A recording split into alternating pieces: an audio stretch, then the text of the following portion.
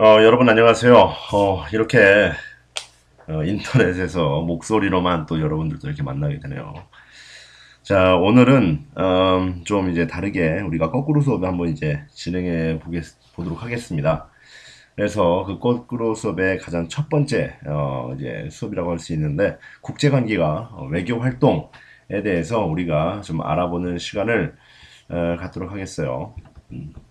자, 그러면 특히 그 국제관계 외교 관계에서도 이제 조공책봉 관계에 대해서 우리가 알아보도록 하겠습니다. 자, 그럼 학습 목표를 좀 볼까요?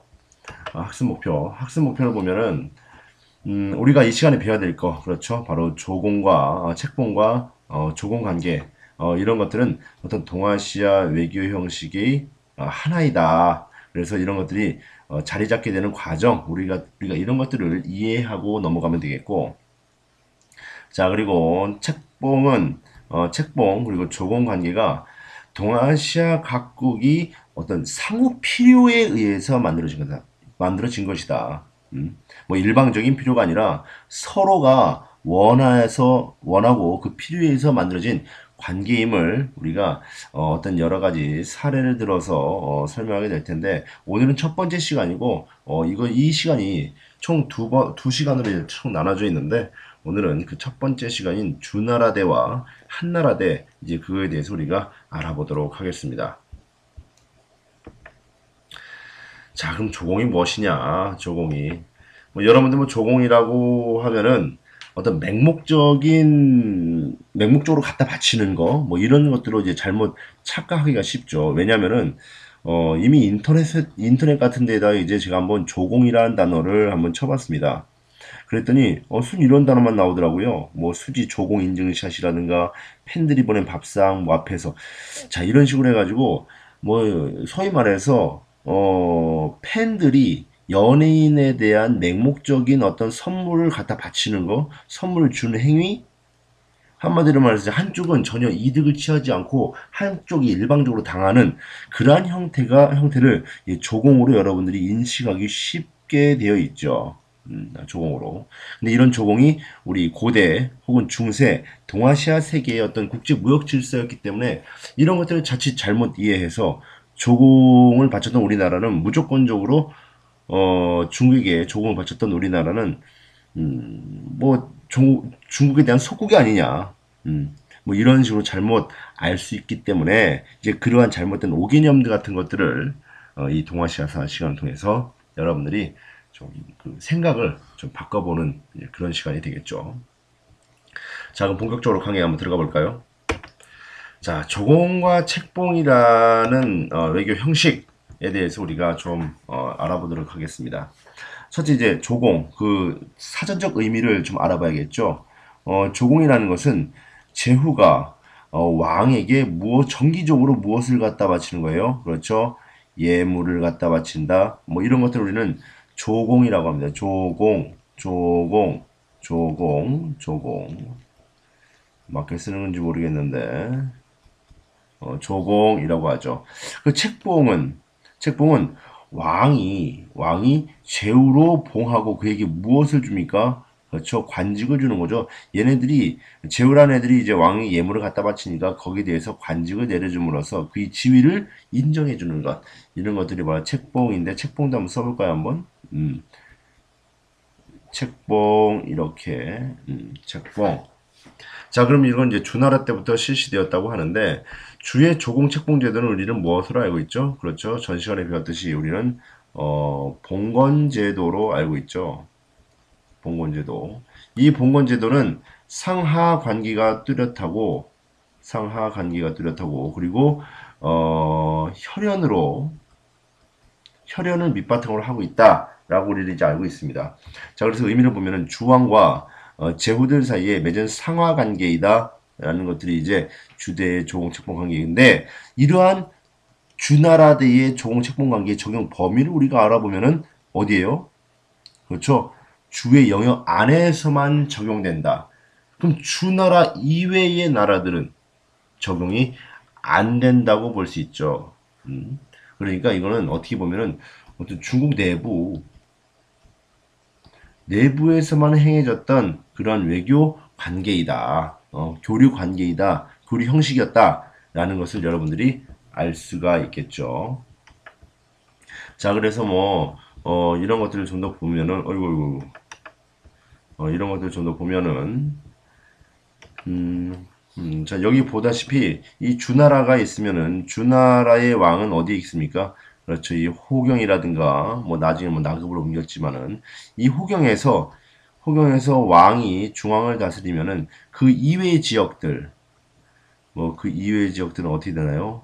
이런 이외의 지역들은 다 누구에게다 나눠줍니까? 다. 그렇죠? 제후들에게 다 나눠주는 것이죠. 제후들에게 분봉을 하는 것이죠. 분봉.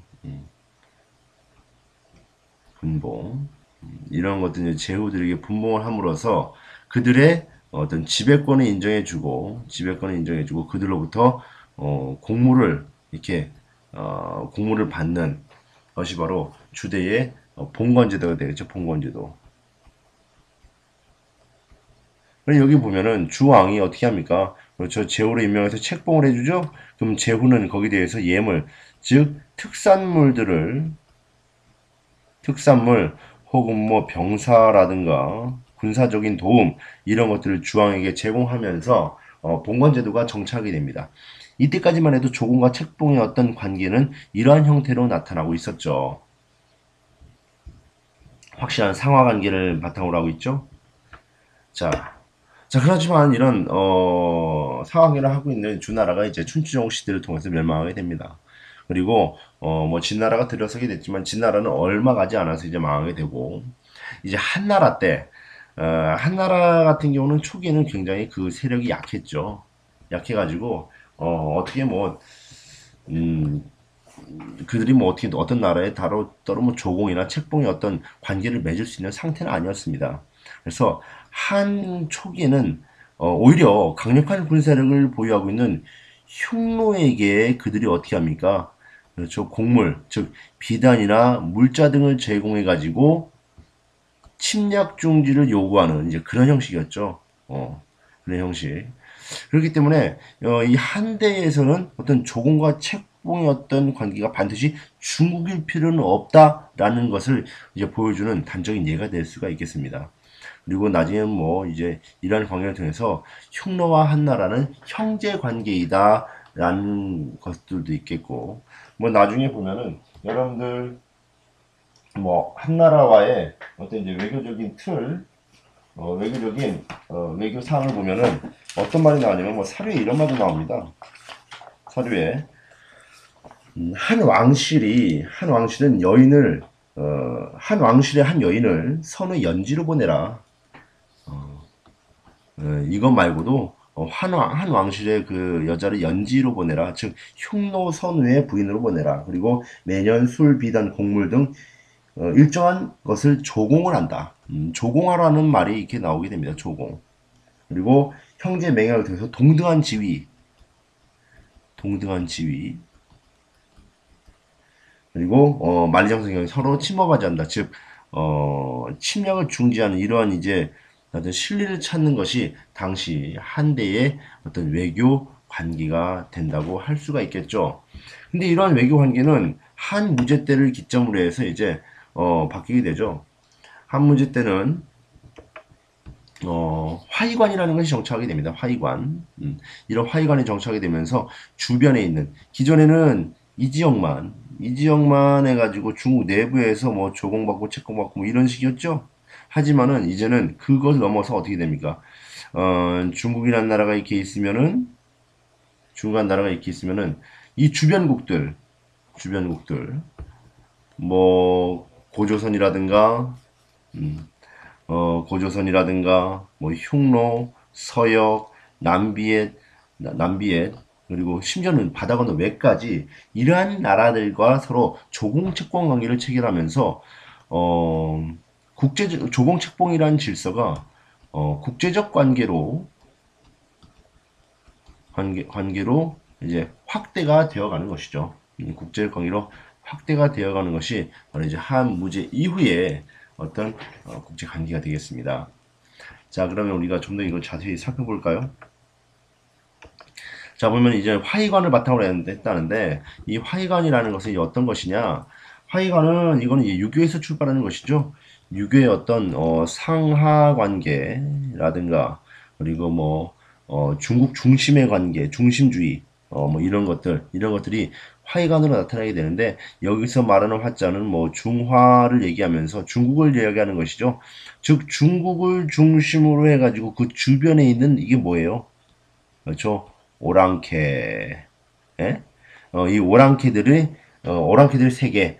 그리고 그렇기 때문에, 중국과 오랑캐를 명확하게 구분짓는 것이 바로 화이관입니다. 그래서 중국은, 중화는 중심이고 그 주변부를 오랑캐로 아예 규정을 하는 그러한 어떤 관념이 화이관이 되겠죠.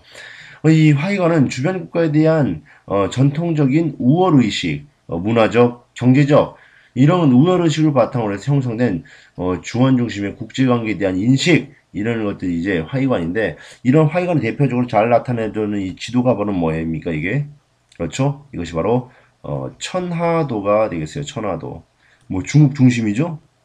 중국 중심이 있고 그 나머지 주변 부들은 다 모여다. 오랑캐 2로 생각을 하게 된 겁니다. 2로. 이런 사이관을 바탕으로 해서 조공책봉 관계가 더욱더 중국 중심의 어떤 외교 관계로 발전할 수가 있게 되는 것이죠. 하지만 뭐 이런 뭐 조공책봉 관계가 뭐 굳이 중국 중심의 한 무제 때 이후로 무조건 중국 중심이었다는 소리는 아닙니다.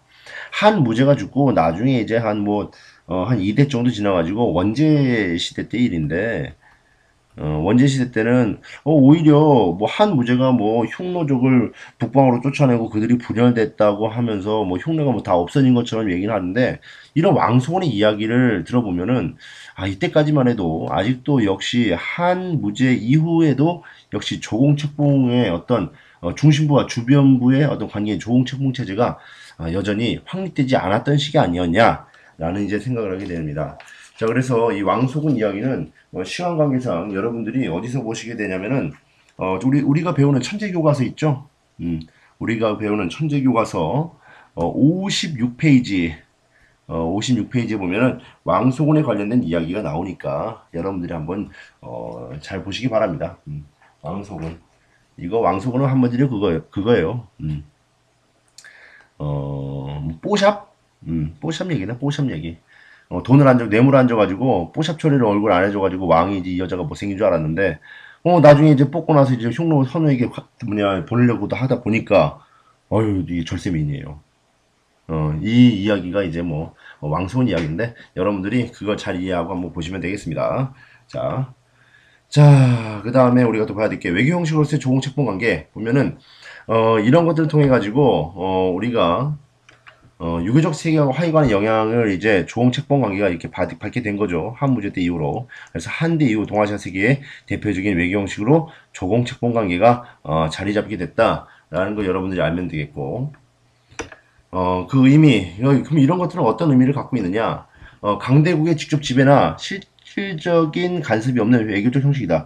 우리가 기존에 그냥 알고 있는 조공이라는 것, 무조건적인 갖다 바치는 거, 그리고 책봉 무조건적으로 우리가 임명받는 거. 뭐 이런 것들이 아니라는 것이죠. 진짜 그들이 강대국이었다면은 아예 직접 지배해버리겠죠. 굳이 조공 책봉이라는 어떤 시스템을 굳이 적용해가지고 누구를 책봉한다거나 누구 조공한다거나 그러지 않겠죠. 하지만은 그들의 어떤 직접 지배가 불가능했기 때문에 이들이 책봉과 조공이라는 것을 통해 가지고 주변부들 중국을 중심으로 그 주변부들을 통제하려고 했던 것입니다. 그럼 책봉국인 중국은 도대체 이것들 통해서 무엇을 얻으려고 했느냐? 즉 중화의식, 즉 자기네들이 중심이다라는 중화의식을 충족하기 위해서 이런 책봉 행위를 했었고, 그럼 조공국들은 단순히 그냥 무조건 갖다 바치는 그러는 것이었느냐? 아니죠. 이들은 조공, 즉 예물 같은 거, 약간의 예물을 갖다 바치면서 이들은 오히려 중국에게 문화적, 경제적 실리를 추구하는 것 이것이 바로 조공국의 어떤 의도였기 때문에 단순히 우리가 말하는 동아시아의 조공과 책봉 관계라는 것은 맹목적인 일방적인 그런 외교 관계가 아니었다 라는 것을 여러분들이 좀 알아두면 좋겠어요. 자, 그래 특징. 그래서 뭐 각국의 대내외적으로 필요한 힘 관계에 따라 다양한 형식이 존재한다. 그래서 직접 지배당한 나라는 직접 지배되고 그렇지 않은 나라는 조공과 책봉을 통해서 어, 그들과 교류하게 되고 굳이 뭐 조공과 책봉이 필요하지 않은 나라들은 그들과 뭐 전쟁하는 뭐 이런 식이 되는 것이죠. 자, 특히 뭐 이제 뭐 이전 조공책봉 체제에서 약간의 어떤 그 벗어나려고 했던 고조선이나 베트남 같은 경우는 결국 한 나라의 이런 조공책봉 체제에 위협을 하는 존재였기 때문에 결국 망해서 한사군을 통해 한사군을 한 나라 같은 경우는 한사군을 설정해서 직접 통치하는 방식을 택했고 그리고 베트남은 이제 무력 점령을 통해서 역시 직접 지배하는 식민지와 같은 어떤 그런 체제를 어, 단행하게 됩니다. 그런 체제를. 자, 그래서 우리 다음 시간에는 이 현재 한나라까지는 우리가 이제 조공책봉 관계를 얘기했었지만 56국대에 이르러서는 이런 조공책봉 관계가 굉장히 다양화가 됩니다. 그런 다양화되는 조공책봉에 대해서 우리가 다음 시간에 한번 여러분들과 다시 한번 배워보도록 하겠습니다. 자, 다음 시간에 만납시다. 이거 그리고 반드시 꼭 들어야 돼, 이거. 이거 듣지 않고 이거 수업 들으면은 수업이 진행이 안 됩니다. 안녕.